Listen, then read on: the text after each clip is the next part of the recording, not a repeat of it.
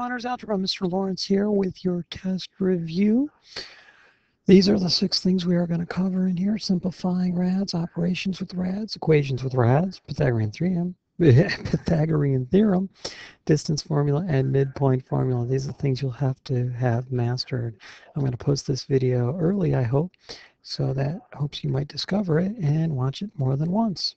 All right, before we do that, remember it's really handy if you know 1, 4, 9, 16, 25.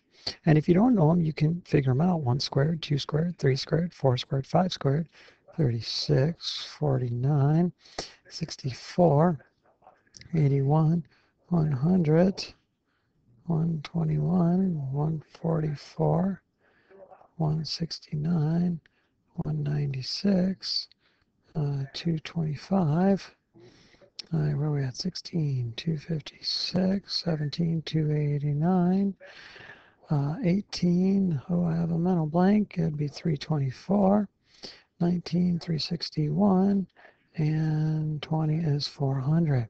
Knowing those perfect squares will make these things over here on the left much simpler. And even if you don't know them, you can figure them out and write them down. All right, so let's start off with simplifying rads. Let's say we have the rad of, we'll do a real easy one, like say, 600. I can think about the rad of 600 as 6 times 100. Now, some of you right now go, oh, I know the rad of 100 is 10. And you know that the answer is going to be 10 rad 6. 6 is not a perfect square. We can't break it down. We can break it down to 2 and 3, but we don't get a perfect square when we do that. So this is a good answer. Now, another way to think about it is rad 6, 10 times 10, and then your 10s can leave the house and go out on a date. Right? The 2 10s go out on one date, so you get 10, rad 6, and there you go. All right, either way. Now, you could break it down into prime factorization, but then you have to break it way down and put it back together, and that will take much longer, and you know you do not get extra time on the honors algebra tests. So, try it that way. All right, I'll give you a sample problem here. Hold on, let's do a little bit of a harder one. Okay, let's see if you can break down rad 2541. This is a hard one. I'm going to suggest that you start with some of these larger perfect squares and see if any of them go in there evenly. Go ahead and pause the video, see what you can do with it. And when you're ready to see my solution, go ahead and unpause. All right, if you're still watching, I have gone through some of those larger perfect squares, and I came out that 121 was a factor of 2541. Watch this. I'm going to divide it by 121, and I get 21. All right, and I like that because 121 is a perfect square. I'm going to take the rad of 121. It's 11. I've got rad 21 left inside. Now I could break 21 up into 3 times 7, both of which are prime, neither of which is a perfect square. So I know I am done. It just, you guys are allowed to use calculators, so tackling the rad of 2,541 should not be that difficult. Okay? All right. So if you need more practice with that, you can go and back and watch a previous video. All right, operations with rads. Let's say we have one like this. Hold on one second. Okay, let's say we have this problem 2 rad 5 minus rad 75 plus rad 20. Some of you are thinking, oh, Mr. Lawrence, I can't do anything to this problem because I don't have like terms. And you're kind of right, but what you're failing to remember is that rad 75 and rad 20, they might be able to be broken down and simplified. And if I simplify them, I might discover that they are like terms with either the 2 rad 5 or possibly with each other or possibly all 3. So let me bring the 2 rad 5 down. I know that can't be simplified anymore. And 75 I know is 3 times 25. Okay, so I'm going to get a minus 5 rad 3. I don't have like terms there, do I? Okay, but I'll break down this 20. And I know 20 is 4 times 5. Notice, whenever I grab a factor, I'm always grabbing factors that are perfect squares. I could have said 10 times 2, but there's no perfect square there. All right, when I break the rad 20 down, I take rad 4, I get 2, and then rad 5. And look at that. I have some like terms right here and right here. So I will combine the ones that are like, and I'll have 4 rad 5s all together minus 5 rad 3s. And that's all I can do because these are not like terms. They both have to be rad 5 or both have to be rad 3. All right, let's move down to this one. And I need you to find me first the perimeter, and then second the area. Now remember, the perimeter is the distance around the polygon. All right, well, let's see. Let me take a walk around. I've got a rad 3 here, 5 more rad 3s. I'm up to 6 rad 3s. And then when I go all the way around, I'm going to pick up 6 more. So I'm going to have 12 rad 3s. Here I have a 3 rad 2. Take away a rad 2, I'm down to 2 rad 2s. So if I walk from here to here, I've gone 2 rad 2s. Then when I go back, I'm going to have another 2 rad 2s. So I'll have 4 rad 2s all together. All I did was go rad 3 plus rad 3 plus 5 rad 3 plus 5 rad 3. Combine those like terms, and then I combine the 3 rad 2, another 3 rad 2, took away a rad 2, took away another rad 2, combine those like terms, and that's how I got this answer right here. Of course, perimeter would just be in units, okay, centimeters, inches, whatever the case may be. I'll do the area. I'm going to set up rad 3 plus 3 rad 2, and I'm going to multiply it by 5 rad 3 minus rad 2. This is a FOIL problem. I'll do my first. Now, watch how I do this. I'm going to do the rad 3 part, and then I'm going to multiply by what's in front. Okay? So when you have rad 3 times rad 3 is 3 times 5 is 15. The product of my first is 15. My outers is going to be a negative rad 6. My inners. Now, I'm going to multiply inside the rad. I'm going to multiply outside the rad. Well, inside the rad, I'm going to get rad 6. Outside the rad, I'm going to get 15. So plus 15 rad 6. Now I have to do my lasts, which would be these. Rad 2 times rad 2 is 2, times 3 is 6, and there is negative, so it's negative 6. Now I combine like terms. The 15 minus 6 comes out to be 9. Minus 1 rad 6 plus 15 rad 6 is plus 14 rad 6. All right. I want to do one more quick example. I just want to multiply 3 rad 7 times 5 rad 7. Okay. Some of you are missing the simplicity of this. I'm going to multiply the rad 7s to get 7. I'm going to multiply the 3 and 5 to get 15. And then I got to multiply 15 times 7. Well, 7 times 5 is 35. Carry the 3 in my head. Looks like it's going to be 105. You can check that on a calculator if you like. Okay, type it in like this. 3 rad 5 and then 5 rad 7. Put them in parentheses and I'll bet you get 105. All right, that's enough about that. Operations with rads. Let's move on to equations with rads. And let me get an example or two here set up. Hold on one second. Okay, here's 2 sample problems. And remember that to undo this rad, I can't like subtract 2 out of here. That's rad of x plus 2. But I can square this side to get rid of my rad, which means I have to square the other side. So my new equation becomes x plus 2, because the rads cancel each other, equals 9. Subtract 2 from each side, x equals 7. Now I'm going to check my answer and make sure it works, because if it doesn't, I might get a false solution. Well, the rad of 7 plus 2 equals rad of 9. and the rad of 9 is indeed 3, so I know it checks. All right, let's look at this other one here. I'm going to do the same procedure. I'm going to multiply, I'm going to square each side, that is. And when I do that, I get x plus 6 equals x squared. This is a quadratic equation. I'm going to want to move these two terms over to the right-hand side, thereby setting it equal to 0. So I'm going to subtract x from both sides, then subtract 6 from both sides. And I get 0 equals x squared minus x minus 6. 0 equals x minus 3. It's quantity x plus 2. Of course, I could have done the quadratic formula, but I saw that this factors real easily. I'll solve both pieces, and I'll say x equals positive 3 or x equals negative 2. Now I'm going to check both of them. I'm going to put this in, and I'm going to go 3 plus 6. Does that equal 3?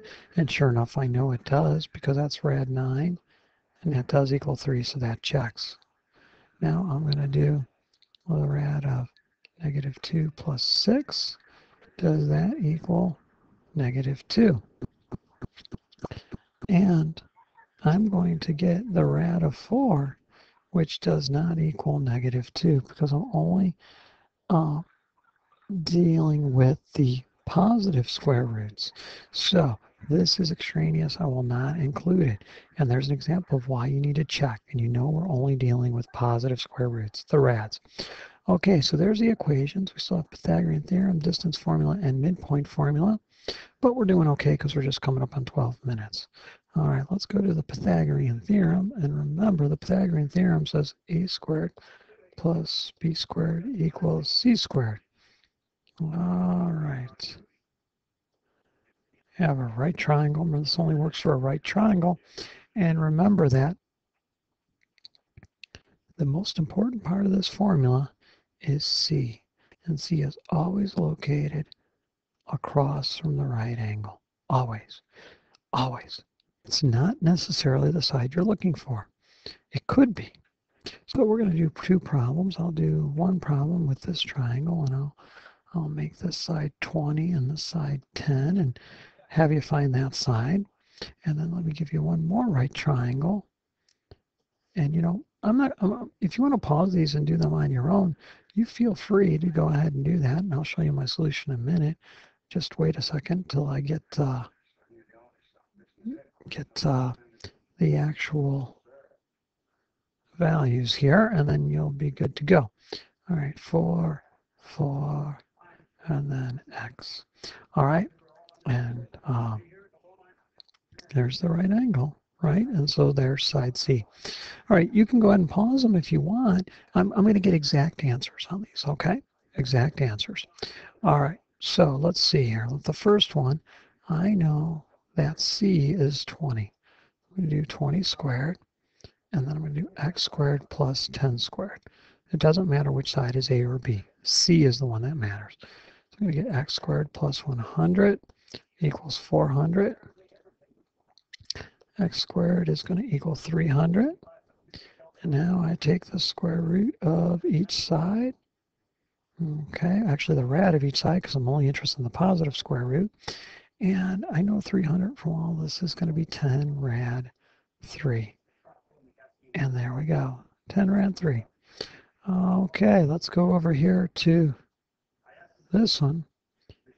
And I know that this is side C, so it's going to equal x squared. I'm going to get 4 squared plus 4 squared equals x squared. So that's 16 plus 16 equals x squared. That's 32 equals x squared. I'm going to take the rad of each side.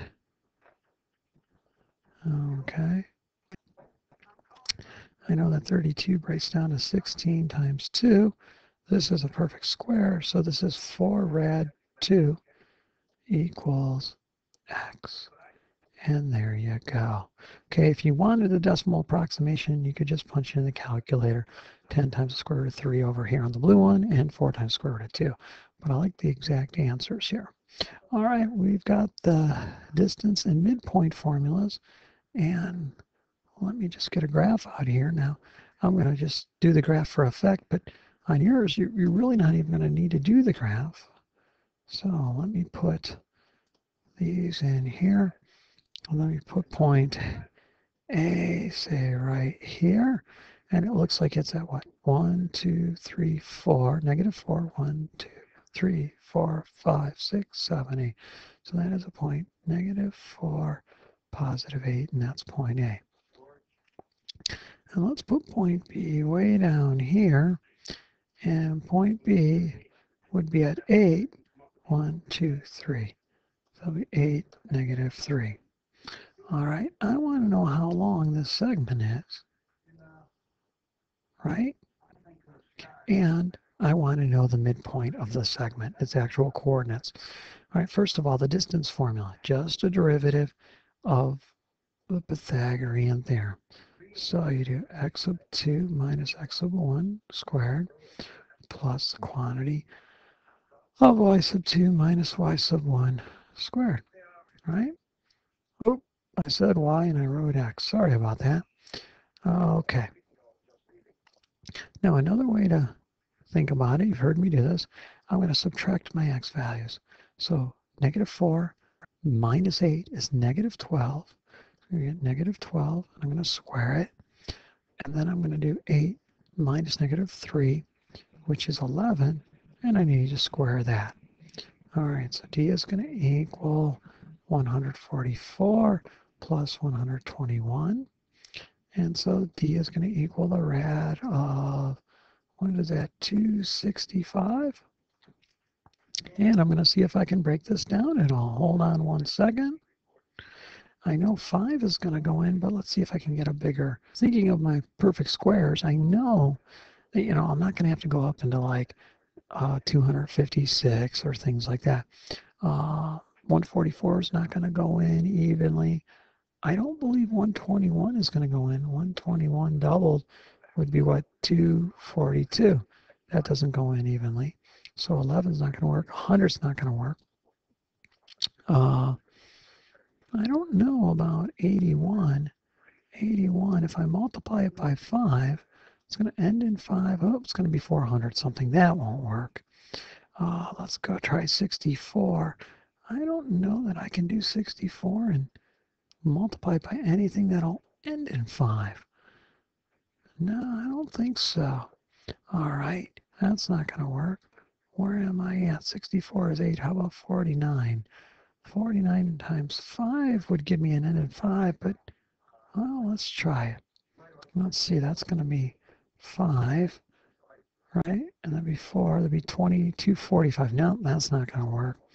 All right, 49 is not going to work.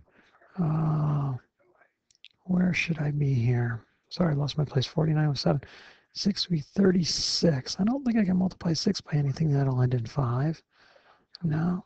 25 isn't going to go in evenly because if I think of quarters, I won't get 265. I'm running out of possibilities. I'm going to go ahead and divide 265 by 5. It's going to go 5 times. I think it's going to go 53 times. And 53 is a prime number. So if I break this down into 5, which is prime, and 53, which is prime, I'm done. I can't do it. I know that the distance is going to be this. Now, if I want to approximate it to get a number that makes a little bit more sense to me, I know that, let's see, 256 is 16, right, squared? Okay. And then 289 is 17 squared, right? Okay. Well, 265 is going to be over here somewhere, right? 265. It's going to be closer to that, only to 256, only 9 away.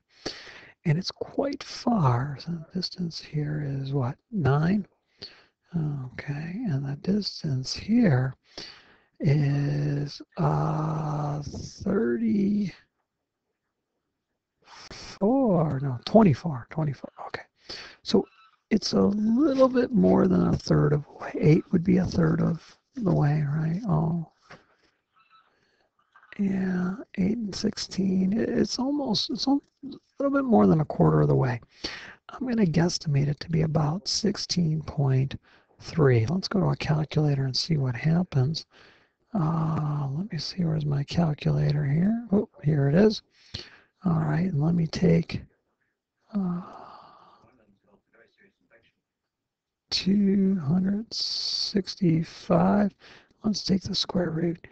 And it's like 16.278, and my estimation of 16.3 was pretty darn close, within 300ths, if you think about it.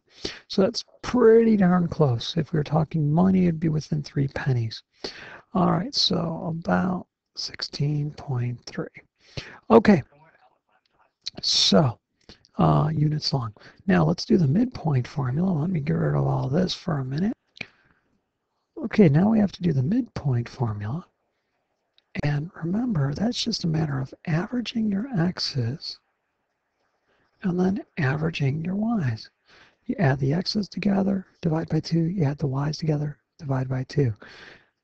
So the x will be negative 4 plus 8, divide by 2. And the y's will be 8 plus negative 3, divide by 2. This will be 4 divided by 2, which is 2. This will be 5 divided by 2, which is 2.5. Right? Let's see here. Let's see where we end up. Let me change colors.